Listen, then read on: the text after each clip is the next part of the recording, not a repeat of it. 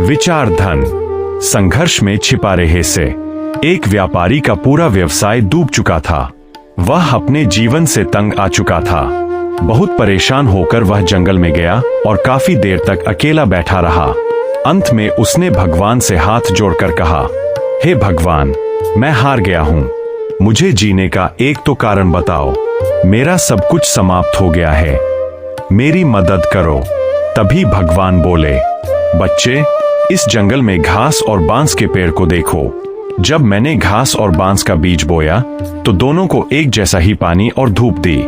घास कुछ ही दिनों में बड़ी हो गई और जमीन को हरा भरा कर दिया, लेकिन बांस का बीज साल भर तक उगा ही नहीं। फिर भी मैंने उम्मीद नहीं छोड़ी। दूसरे वर्ष घास और घनी हो गई, लेकिन बांस का कोई अता पता नहीं था। फिर भी मैंने हार नहीं मानी। तीसरे वर्ष, चौथे वर्ष भी ऐसा ही हुआ। मैं निराश नहीं हुआ और पांचवें वर्ष उस बांस के बीज में एक छोटा सा अंकुर फूटा।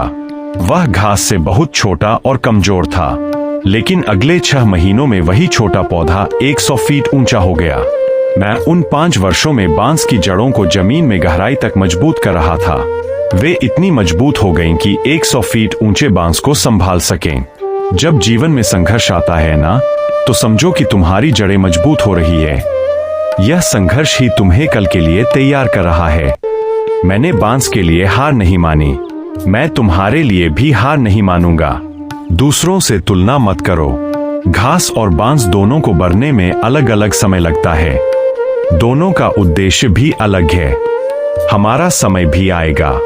हम भी एक दिन बांस की तरह आसमान को छुएंगे। मैंने हार नहीं मानी, तुम भी मत मानो। बुद्ध। जीवन के संघर्षों से डरो मत। यही संघर्ष आपकी सफलता की जड़ों को मजबूत करता है।